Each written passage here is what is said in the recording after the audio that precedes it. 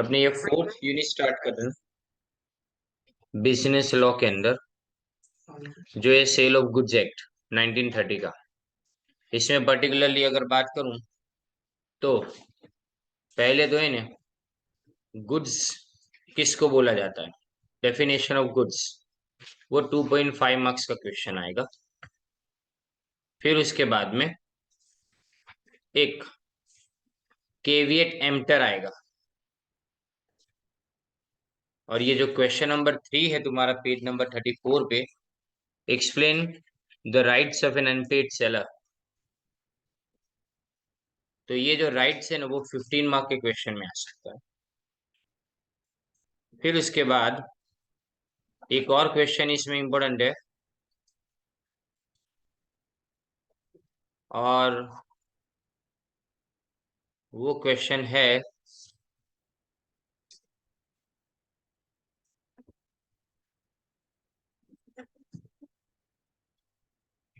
हाँ, question number 5, discuss the provisions of sale of goods act regarding conditions and warranties. Discuss various implied conditions and warranties. ये आपके लिए important question, बराबर। Question number 5 page number 39 पे होगा, I think so, yes. ये याद कर ही लेने हैं इस क्वेश्चन, इतने इंपॉर्टेंट क्वेश्चन है ये, बराबर। और जो टाइप्स ऑफ गुड्स है ना, नहीं, क्वेश्चन नंबर 7 जिसको बोला हूँ केविएट एम्प्टर, वो लास्ट में। तो 4 क्वेश्चन मैंने इसके अंदर बताए। पहला क्वेश्चन कौन सा, पहला क्वेश्चन गुड्स की डेफिनेशन 2.5 मार्क्स के लिए, केविएट एम्प्टर भी 2.5 मार्क्स के लिए, और दो 15 मार्क्स के क्वेश्चन बताए मैंने, कंडीशन एंड वारंटी वाला और अनपेड सेलर वाला। ये बहुत इंपॉर्टेंट क्वेश्चन है इसके अंदर से। तो अभी स्टार्ट कर रहे हैं अपने, define a contract of sale of goods, explain the essential elements of sale of goods. Contract में देखो, contract of sale of goods, a contract of sale of goods is a contract जिसमें the seller transfers, seller transfer करे या तो agree करेगा transfer करने के, transfers और agrees to transfer the property in goods to the buyer for a price. तो इसमें कौन कौन सी चीजें ध्यान में रखनी है।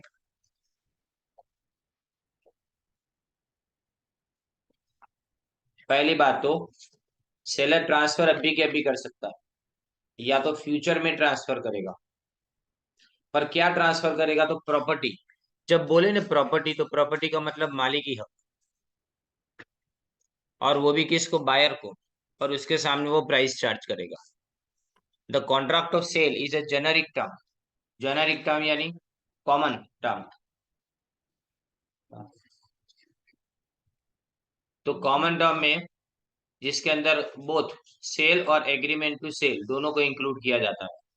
अब सेल का मतलब ट्रांसफर हो चुका है, अभी के अभी अपने ट्रांसफर कर रहे हैं, तो वो सेल है। जबकि एग्रीमेंट टू सेल, इसका मतलब फ्यूचर में अपने इसको ट्रांसफर करेंगे, लेकिन सब्जेक्ट टू फुलफिलमेंट ऑफ सब कंडीशंस, यानी कुछ कंडीशन को पूरा करने के बाद। अब agreement to sale becomes a sale when the time elapses or the conditions subject to which the property in goods is to be transferred are fulfilled। Time पूरा हो जाने पे, टाइम टाइम पूरा हो जाने पे, या तो फिर जो भी कंडीशंस अपने रखी है सेल करने की, वो सारी कंडीशन को अगर तुम पूरा कर लेते हो उन्हें, तो एग्रीमेंट टू सेल सेल बन जाएगा। अब इसमें प्रॉपर्टी का मतलब जनरल प्रॉपर्टी इन गुड्स, मतलब इसमें स्पेशल प्रॉपर्टी नहीं है। सवाल, स्पेशल प्रॉपर्टी का मतलब क्या, मैं सिर्फ तुमको यूज करने के लिए कुछ दे रहा हूँ और मालिक में ही रहता हूँ, वो स्पेशल प्रॉपर्टी। लेकिन जनरल प्रॉपर्टी का मतलब मालिकत में बदल देता हूँ, यानी अपने आप को मालिकी हक से दूर करता हूँ और तुमको मालिक बना देता हूँ। When we say that the property in goods has passed from seller to the buyer, it means that the seller ceases to be यानी stops to be owner, and buyer becomes the owner of the goods, यानी खरीदने वाला उसका owner बन जाएगा। अब यहाँ essential elements of sale of goods contract, सबसे पहले तो लिखा गया है कि टू पार्टीज, कम से कम दो पार्टीज होनी चाहिए, बायर एंड सेलर। अब बायर का मतलब जो इंसान खरीदता है या तो खरीदने के लिए एग्री करता है, ये सेक्शन 2 सब सेक्शन 1 के अंदर बताया गया है। जबकि सेलर का मतलब जो सेल करता है या तो एग्रीज टू सेल। अब यहाँ पे मतलब ये हुआ कि one can not sell the goods to himself, अपने आप को गुड्स नहीं बेच सकते। For example partnership firm dissolve हुई, यानी खत्म हो गई पार्टनरशिप फॉर्म, तो इसमें जो सरप्लस असेट्स है including the stock in trade वो डिवाइडेड अमंग द पार्टनर्स, वो सबको पार्टनर्स के बीच में डिस्ट्रीब्यूट कर दिया गया। हेल्प, इसको सेल नहीं बोलेंगे क्योंकि पार्टनर जब पार्टनरशिप फॉर्म चल रही थी तब उसी प्रॉपर्टी के जॉइंट ओनर्स थे, यानी खुद ने खुद ही को बेचा ऐसा नहीं बोल सकते ना, राइट। इसलिए यहाँ पे वो दोनों सेलर और बायर नहीं हो सकते। ये state of Gujarat versus Ramlal and company 1965 का केस।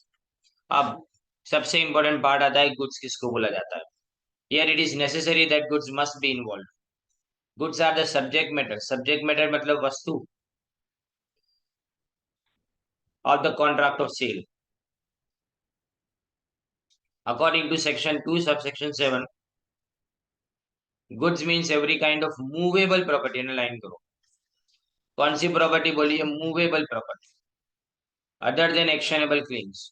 इसमें क्लेम्स नहीं आते, क्लेम्स यानी दावा जो है ना किसी प्रॉपर्टी के ऊपर वो नहीं आता। एंड मनी, पैसे को भी अपने गुड्स नहीं बोलेंगे। और इसमें इंक्लूड करते हैं स्टॉक को भी और शेयर्स को भी। साथ में ग्रोइंग क्रॉप्स, यानी अभी उग रहे हैं जो क्रॉप्स खेतों में वो, grass and things attached to और forming part of the land, जो जमीन के साथ जुड़ी हुई चीजें जिसको अपने which are agreed to be severed, served नहीं लिखा है, सीवियर्ड लिखा है, SEVERED, मतलब जिसको काट लिया जाए जमीन के ऊपर से बिफोर सेल और under the contract of sale. तो अब यहाँ पे trademark, copyright, patent, goodwill, electricity, water, gas, ये सबको अपने क्या बोलेंगे, गुड्स बोलेंगे।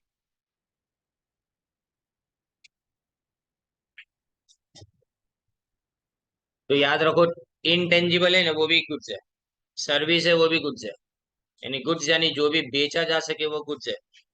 और दूसरा उसमें कौन सी चीज नहीं आती, एक्शनेबल क्लेम नहीं आते और मनी नहीं आएगी। फिर आता है price. The price is the consideration, यानी बदले में जो चीज दी जाती है वो प्राइस है। For the contract of sale the price must be money, और जो पैसे दिए जाते हैं वो सिर्फ और सिर्फ पैसे ही होने चाहिए, काइंड नहीं। If the goods are exchange for goods it is not sale but it is barter. Barter का मतलब बदला पद्धति। For example A agrees to exchange with B 100 quintals of wheat at 300 quintals of for 10 bullocks and pay the difference in cash. Hell, the contract was a contract of sale. इसमें भी लिखा गया है, देखो क्या लिखा गया है कि अगर हम गुड्स के सामने गुड्स बेचेंगे तो क्या मिलेगा, अपने को बार्टर मिलेगा। लेकिन यहाँ पे ने देखो क्या लिखा है कि जो डिफरेंस का अमाउंट है ना वो हमने कैश में दिया, तो इसको अपने बोलेंगे कि कॉन्ट्रैक्ट ऑफ सेल है, क्योंकि पैसे तो दिए गए ना कुछ ना कुछ। ये एल्ड्रिज वर्सेस जॉनसन का केस है। However, the price is not given importance at the time of contract of sale. Contract of sale के टाइम पे प्राइस को इम्पोर्टेंस नहीं दिया जाता।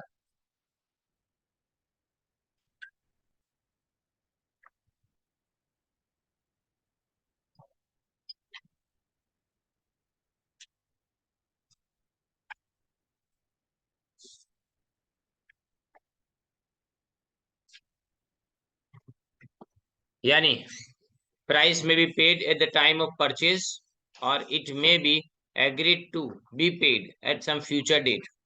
अभी के अभी प्राइस को पे करो या तो फ्यूचर डेट के ऊपर। Price may be paid in installments और in advance in goods. Price को कैसे पे किया जाना चाहिए, इंस्टॉलमेंट के अंदर, वो भी चलेगा। और एडवांस में पे करो वो भी चलेगा। Price may be paid partly in money और पार्टली इन गुड्स। तो ऊपर के केस में अपने देखा ना कि आधे गुड्स दो आधी कीमत दो, यानी पैसे दो आधे, वो भी चलेगा। Now the next important thing is transfer of property.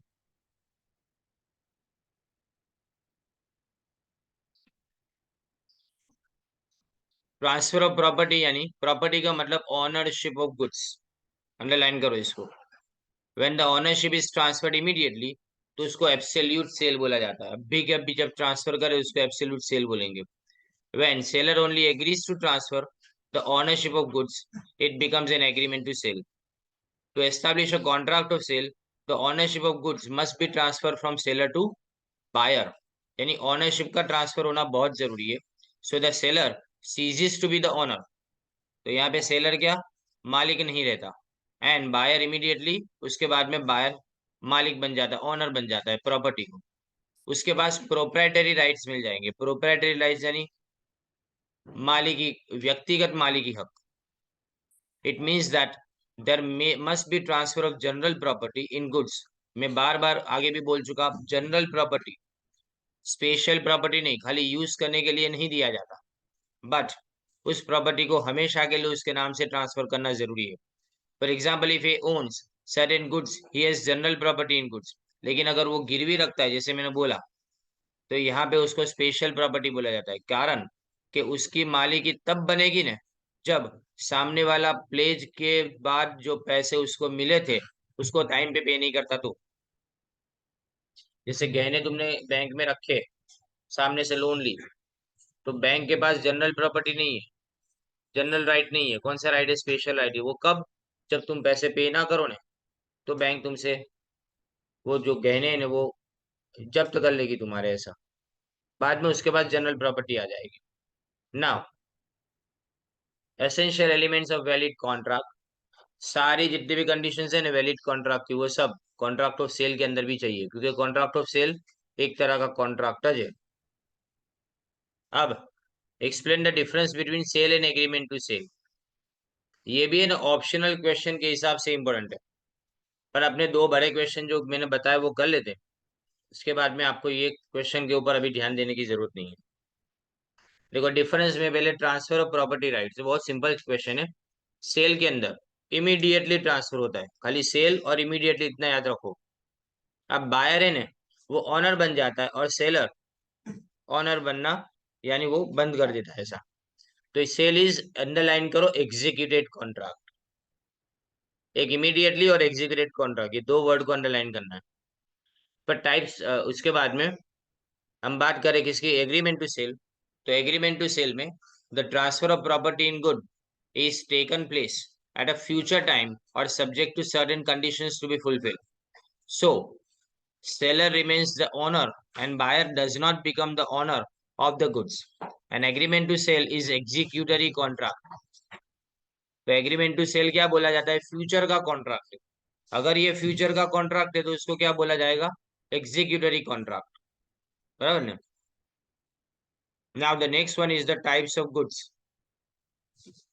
A sale can take place only of existing and specific goods। Specific existing goods के जो हो सकते हैं,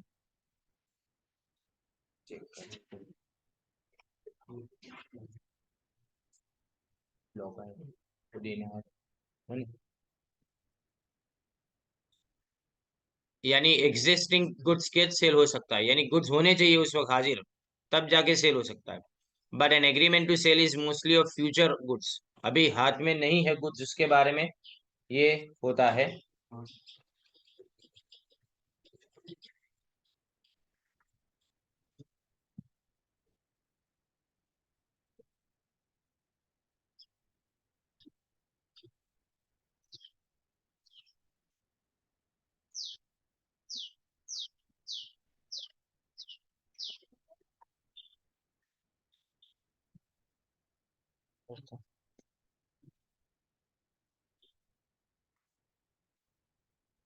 और ये जो गुड्स है ना वो मोस्टली कैसे होते हैं, फ्यूचर गुड्स या तो contingent goods.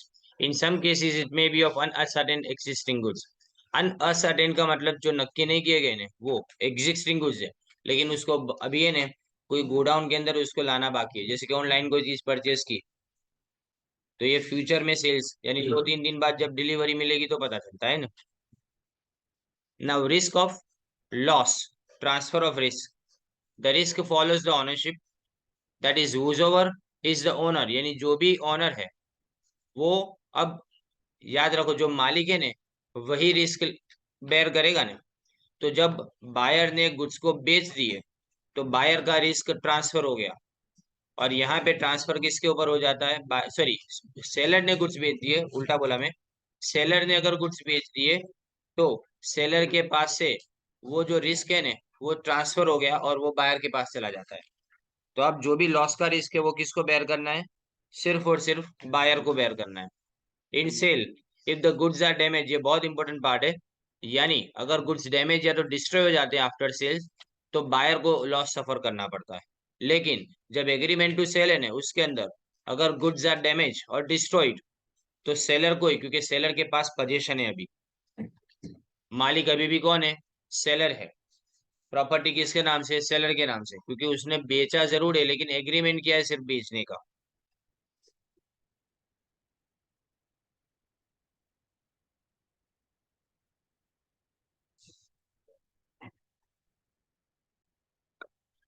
Consequences of breach by buyer, अगर सेल में if there is a breach of contract by buyer और if buyer fails to pay the price of the goods then the seller can sue the buyer for price, ये याद रखना, even though the goods are still in his position. एक बार bill बन गया ना उसके बाद में सामने वाला अगर तुमको पैसे नहीं दे रहा है ना तो तुम सिर्फ प्राइस के बारे में उसको, सामने वाले को है ना उसके ऊपर केस कर सकते हो, लेकिन तुम गुड्स को अपने पोजीशन में नहीं रख सकते। अगर वो मांगता है तो गुड्स आपको दे देने पड़ेंगे। बात समझो, बिल बन गया है, राइट, प्रॉपर्टी ट्रांसफर हो चुकी है, तो अब वही मालिक है। अगर वो प्राइस नहीं दे रहा है तो प्राइस के लिए तुम उसके ऊपर केस कर सकते हो, पर सिर्फ कीमत मिलेगी तुमको, चीज वापस तब मिलेगी जब कोर्ट ऑर्डर करे, बराबर। And in agreement to sell if there is a breach of contract by buyer, तो यहाँ पे सेलर वो डैमेजेस के बारे में स्यू कर सकता है, यानी मतलब मैं क्या बोलूंगा उसको कि मैं गुड्स तो मेरे पास है, मालिक भी मैं ही हूँ क्योंकि मैं एग्रीमेंट किया हूँ खाली, मैंने अभी तक गुड्स को बेचा नहीं है, प्रॉपर्टी को ट्रांसफर नहीं किया है।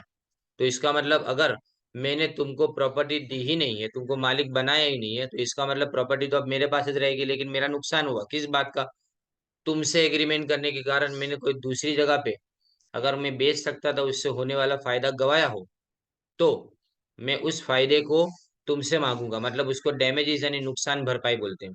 तो मैं तुमसे नुकसान के बारे में केस करूंगा, लेकिन मैं गुड्स और प्राइस के बारे में नहीं कर सकता क्योंकि गुड्स भी मेरे पास है और प्राइस भी तुमने पे नहीं किया, right, even though the goods are in the position of the buyer, पर प्राइस के बारे में नहीं।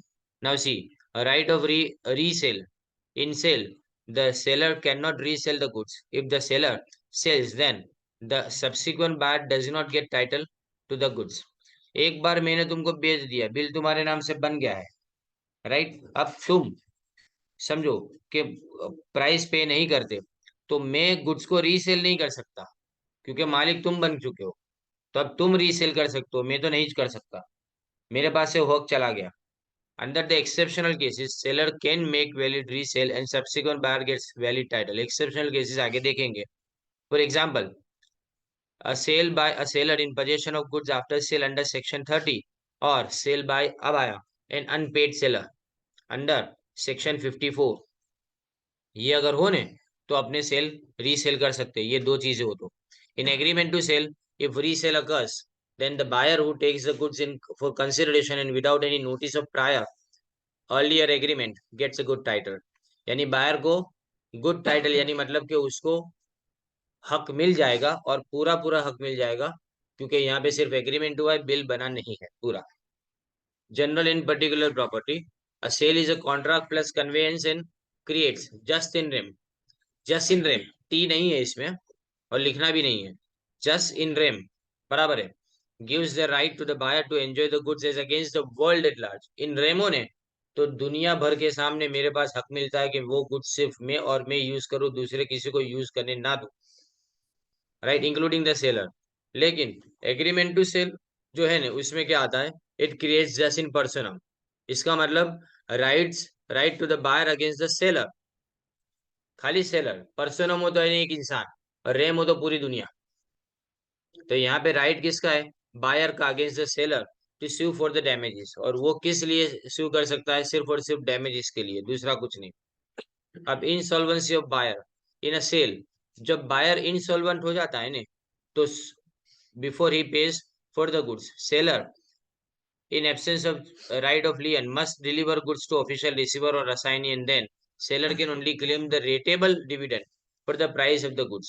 मतलब समझो इसका, इसका मतलब ये होता है कि अगर समझो कि बायर इंसॉल्वेंट हो गया, मैं बेच चुका हूँ, मालिक की ट्रांसफर हो चुकी है, तो उसका जो ऑफिशियल लिक्विडेटर है ना, जो प्रॉपर्टी को बेचने के लिए कोर्ट ने अपॉइंट किया है, वो मेरे पास से गुड्स का पोजीशन ले लेगा, भले उसने, बायर ने मुझे पैसे ना दिए तो भी। फिर मैं क्लेम करूंगा किसको, उस लिक्विडेटर को, कि उसके ऊपर ये क्लेम करूंगा कि मुझे इस गुड्स के पैसे लेने के बाकी, और मुझे क्या मिलेगा, पूरे पैसे नहीं, जो डिविडेंड डिक्लेयर करता है ना, बराबर, अपने ने 11th में और 12th में देखा था फाइनल अकाउंट्स में, ये एंट्री आती थी कि कोई नादार जाहिर था અને ફાઇનલ ડિવિડન્ડ ડિક્લેર થાય 60 પૈસા કે 70 પૈસા, તો એનો મતલબ જે 30% છે કે 40% જે બચેલા છે ને તમારી સુધી જાય ઘાલકાત થઈ જાય, तो मतलब तुमको पूरे पैसे मिलने के चांसेस इसमें बहुत कम हो जाते हैं, समझे। और तुमको मिलेगा तो फाइनली क्या मिलेगा, सिर्फ और सिर्फ रेटेबल डिविडेंड, फाइनल जो डिविडेंड मिलता है ना बचा कुचा, बस वही मिलेगा, उसके अलावा कुछ नहीं।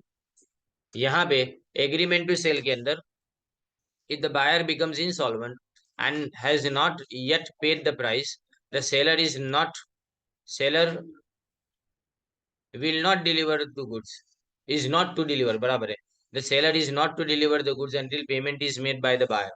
यानी वो तब तक गुड्स को डिलीवर नहीं करेगा जब तक बायर पूरा पेमेंट ना करे, तो पेमेंट के बाद वो गुड्स को डिलीवर करे। ने भी यहाँ पे बाहर का खड़ा है,